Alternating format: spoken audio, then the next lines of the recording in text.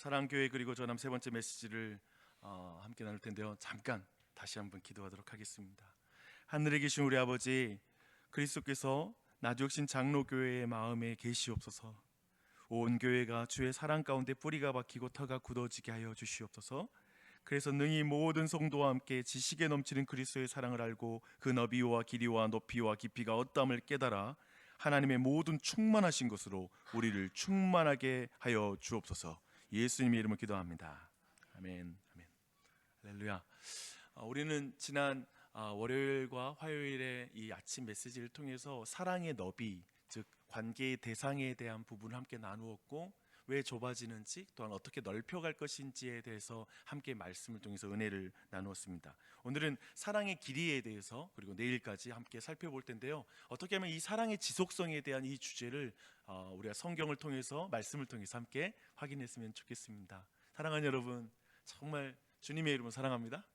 아멘. 축복합니다. 오늘 말씀을 한번 보십시다. 우리는 사랑의 대상이 갈수록 어쩌면 그 지속성이 굉장히 짧아지는 그런 시대를 살고 있다라는 생각이 듭니다. 그래서 여기에도 사실상 give and take 중력, 요즘 제가 자주 말하고 있죠. 이건 세상의 중력, 그러니까 주는 만큼 받는 것이고 주는 만큼 안 주면 손절이라는 것은 이 세상을 움직이는 하나의 원리다라는 이 지점에서 이 부분을 우리가 함께 살펴보고 있습니다. 여러분, 손절이라는 여러분 표현 많이 들으셨을 거예요. 근데 이 손절이라는 표현이 제가 보니까 주식에서 처음 시작되었던 표현이더라고요.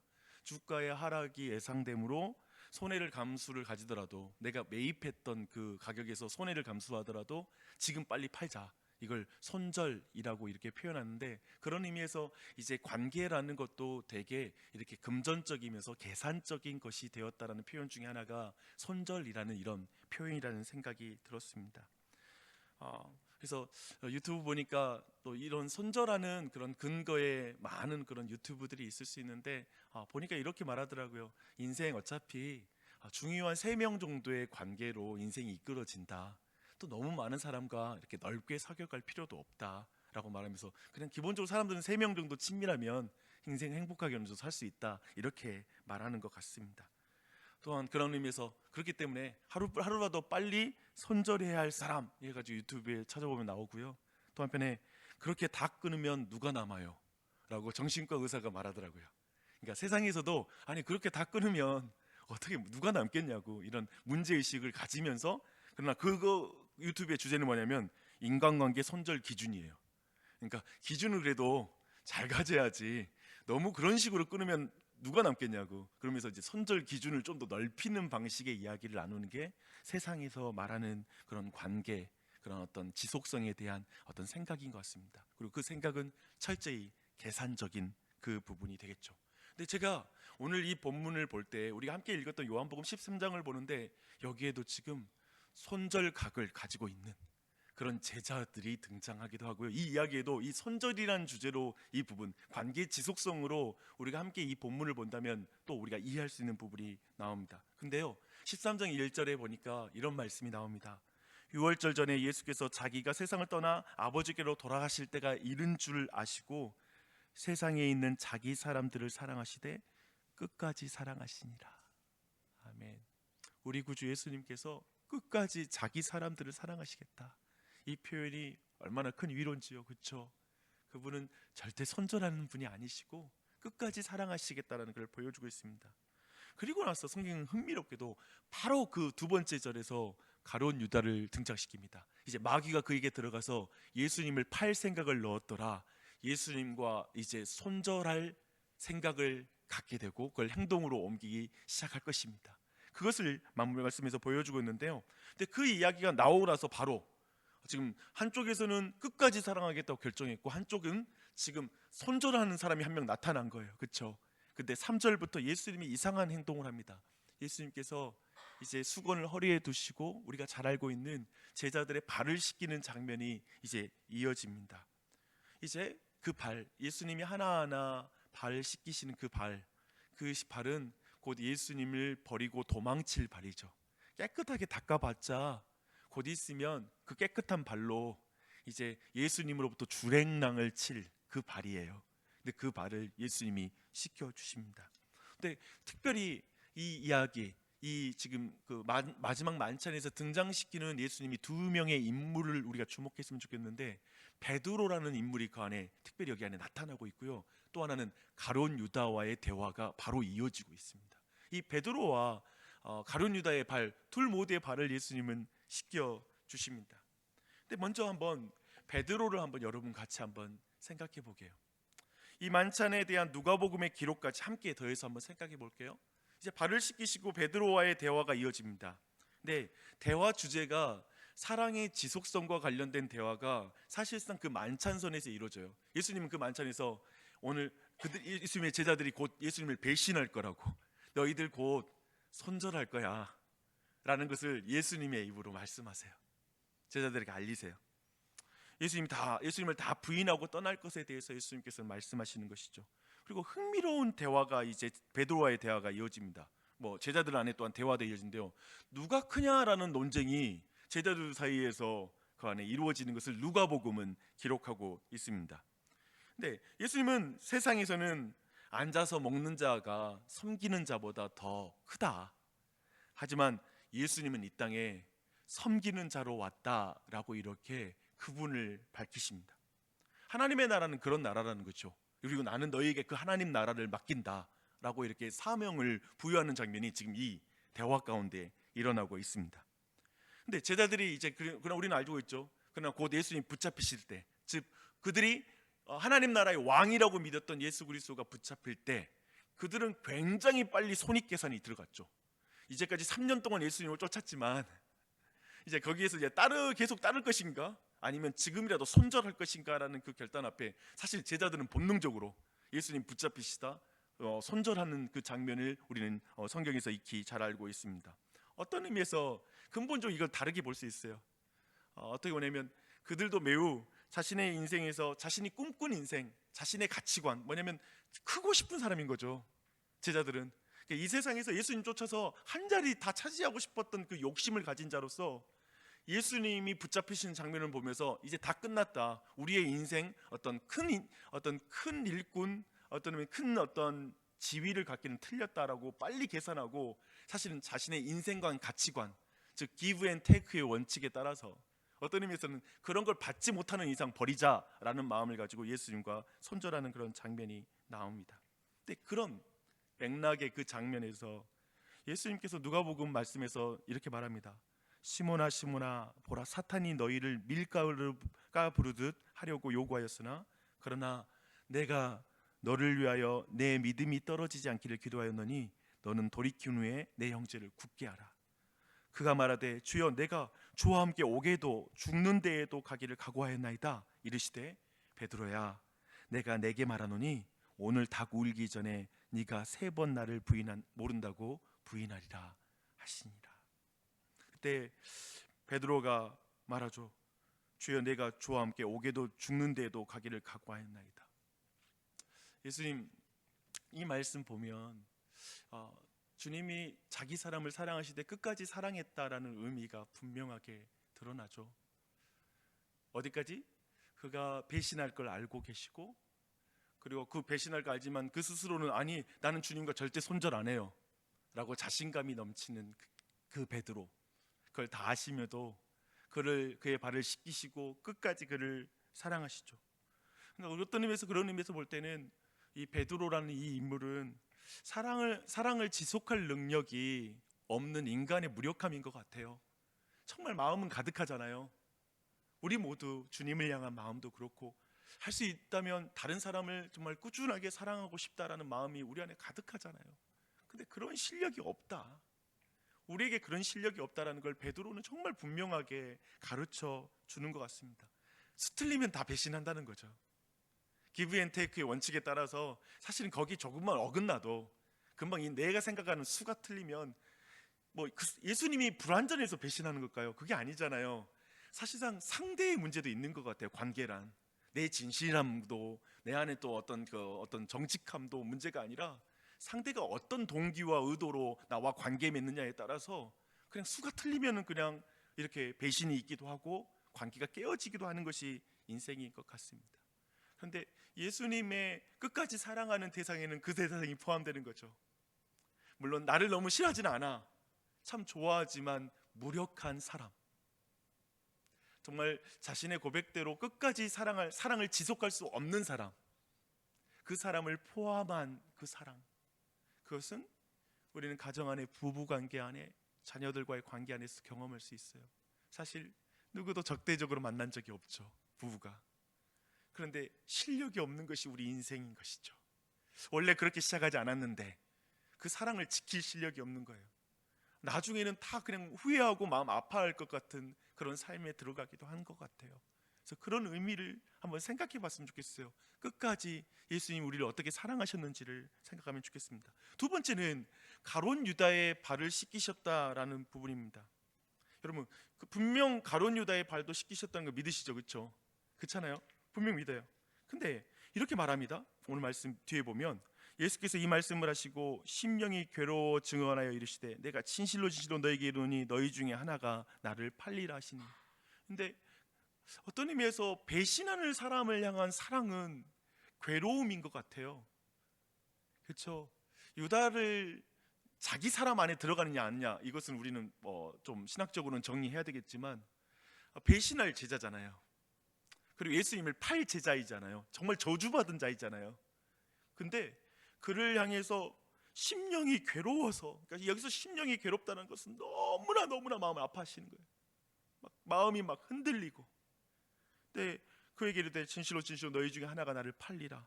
그리고서 말씀이 26절에 이렇게 이어져요. 예수께서 대답하시되 내가 떡 한 조각을 적셔다 주는 자가 그니라 하시고 곧 한 조각을 적셔서 가룟 시몬의 아들 유다에게 주시니 조각을 받은 후 곧 사탄이 그 속에 들어간지라. 이에 예수께서 유다에게 이르시되 네가 하는 일을 속히 하라 하시니 라는 말씀이 이어집니다. 우리는 이 말씀 딱 보면서 많은 사람들이 이런 생각하죠. 그 자리가 야 누가 예수님 팔아? 막 서로 눈짓 주면서 막 그렇게 물어보는 상황에서 이 시간 내가 떡 한 조각을 적셔다 주는 자가 나 팔리라 줬으니까 다들 가룟 유다가 파는구나 라고 생각해야 되는데 왜 생각하지 않았을까? 그런 부분 생각해 본 적 있으시죠? 네, 많은 분이 그렇게 생각하고 계시네요. 그렇죠? 분명히 그래요. 근데 그렇게 생각하기가 힘들어요. 떡 한 조각을 적셔서 주는 행위는 사실 이것은 너무나 사랑하는 행동이거든요. 정말 아끼는 행동이거든요. 그리고 너무나 극진하게 친절함을 베푸는 행동이거든요.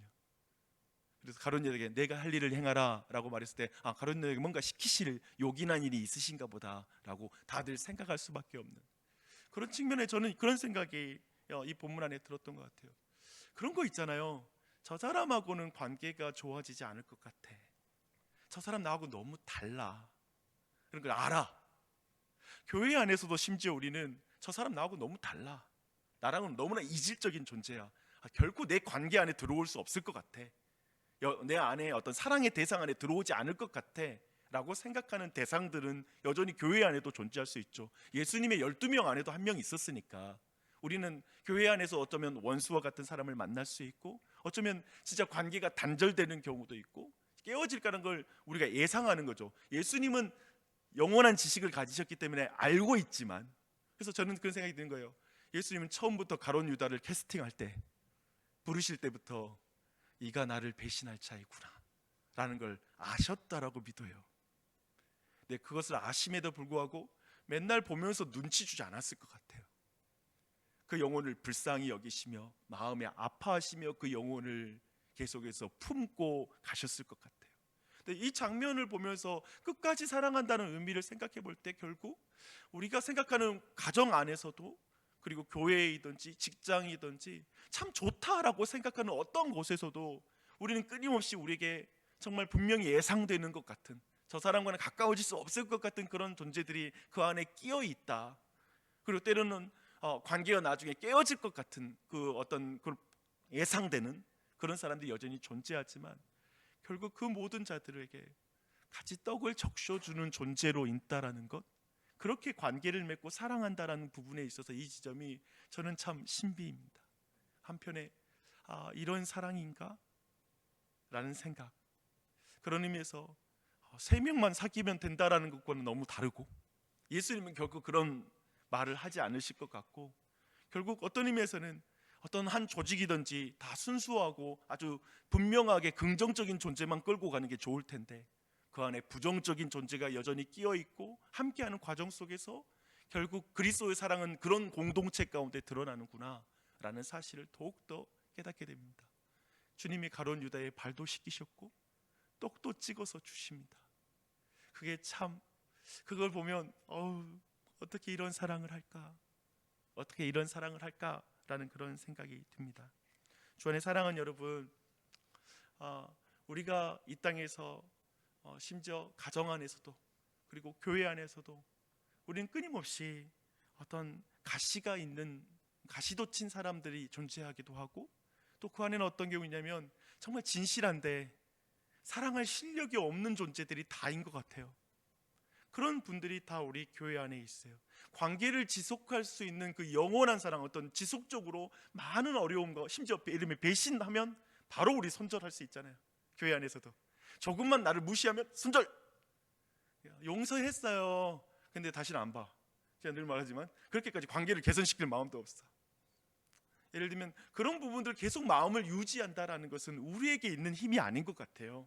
우리에게 있는 실력이 아니라는 거예요. 제 말은 우리 모두 그런 한계를 가진 존재라는 거예요. 저를 포함해서. 그런데 우리는 종종 이렇게 보게 돼요. 그 가운데도 주님, 저 사람을 위해서, 저 사람도 하나님이 창조하신 사람입니다. 저 사람을 하나님이 예수님을 통해서 저 사람을 향한 사랑을 보여준 사람이고, 저 사람에도 보혈의 은혜가 있는 사람이에요 라는 걸 사실을 믿고, 이 믿음으로 저 사람을 대하겠습니다 라고 결단하고 허다한 연약함과 죄를 덮어주는 것, 그 길을 계속 걸어가는 것은 어쩌면 우리가 오늘날에 어떻게 예수님 쫓아가되 떡 하나 찍어주는 거, 미운 놈 떡 하나 준다, 더 준다라는 말이 참 우리 속담에도 있지만 성경에도 있는 것 같아요. 그렇죠? 미운 놈이라고 말하기는 어렵지만 끝까지 어쩌면 정말 관계가 어렵고 정말 그가 예수님에 대해서 적대감을 가지고 있고 그럴지라도 거기에 대해서 떡 하나 적셔서 주는 것, 이 세상의 가치관 가지고 나랑 너무나 다른 가치관을 가지고 있어서 어려운 상황이 되면 딱 손절할 것 같은 그런 대상을 향해서도 예수님의 발을 씻겨주시는 것, 그것이 예수님께서 자기 사람을 사랑하시되 끝까지 사랑하셨더라 라는 말씀의 의미인 것 같습니다. 주 안에 사랑하는 여러분, 한번 요즘 관계들, 또 어느 순간 연락하지 않게 되고 끊었던 관계들, 그런 모든 관계들도, 그리고 여전히 여러분조차도 너무나 한계가 있어서 연약해서 아는데도 안 되는 관계들이 우리는 다 있는 것 같아요. 그래서 저는 필요한 건 주님께 기도하는 것이라고 믿습니다. 그래서 성경이 말하는 흥미로운 건 뭐냐면 시험에 들게 마시옵고 악에서 구원하여 주시옵소서. 그리고 매일 내가 용서한 것 같이 나를 용서해 주십시오. 용서와 시험과 악에서 들지 않게 해달라는 기도를 하잖아요. 시험과 악에 빠지지 않게 해달라는 기도는 예수님께서 베드로에게 믿음이 떨어지지 않게 해달라는 기도와 비슷해요. 아주 그 기도와 연관이 돼요. 그래서 여러분이 정말 베드로와 같은 존재를 만날 때 할 수 있는 기도는 하나님, 저 사람이 악에 빠지지 않게 해주세요, 시험에 들지 않게 해주세요라는 기도를 자녀를 위해서, 그리고 교회를 위해서, 자신을 위해서, 배우자를 위해서 한번 오늘부터 기도하십시오. 이게 그 기도예요. 그 상황 안에 지속성을, 분명히 사랑의 지속성을 가질 수 없다라는 거예요, 우리에게는. 그러니 시험에 들지 않게 해주시고 악에 빠지지 않게 해주시고 믿음이 떨어지지 않게 해주세요. 그래서 다시 회복되어 돌아와서 형제를 세울 수 있는 사람이 되게 해주세요 라는 이 기도를 드려보십시오. 그리고 또한 가룟 유다와 같은 존재에게도 주님, 떡 한 조각을, 그리고 섬기는 그 삶을 내가 멈추지 않을 수 있도록 주님 되게 도와주시옵소서. 주님, 나를 용서하신 같이 끊임없이 용서할 수 있는 그 주기도의 기도를, 후반부에 있는 그 기도는 완전히 오늘 말씀과 연결됩니다. 그래서 그 기도를 끊임없이, 오직 우리는 기도를 통해 성령님을 통해서 능력이 부어지는 줄 믿습니다. 아멘. 그분을 통해 우리는 못해요. 우리는 절대 못해요. 사랑의 관계를 지속한다는 건 우리에겐 불가능해요. 그래서 네가 그러나 믿음으로 나를 따르기로 결정하면 사랑의 지속성, 내 그리스도처럼 그 사랑의 지속성을 갖기를 원하는 걸 마음으로 결단하면 내가 성령님을 보내주시겠다, 성령을 보내줘서 도와주겠다. 내가 일할 거야. 네가 결단하면 내가 일한다. 그렇게 끌어갈 테니까 믿음으로 내가 일하는 걸 봐라 라고 말하는 게 기도와 성령님이신 줄 믿습니다. 아멘. 그 가운데 나아가는 우리와 우리 교회가 됐으면 좋겠습니다. 그것을 배우는 마을 모임이 되는 것. 그리고 전도하고 누군가를 위해서 전도를 품는 것도 있잖아요. 지속성이에요. 가만히 보고 있으면 조금 뭐 있으면 금방 우리를 낙심시키는 그 전도 대상자들이 있잖아요. 기도에도 안 변화되고 안 되고 올 것 같다가도 그냥 마음을 뒤집어 놓으면 안 되겠다. 손절, 기도 외의 손절이라는 걸 해버릴 때도 있는 것 같아요. 어느 순간 기도를 멈춰버리는 거예요. 아니요, 멈추지 마십시오. 이 가운데도 계속해서 간구하며 우리 교회가 그걸 배워가는 그런 전도학교가 또한 되었으면 좋겠습니다. 기도하겠습니다.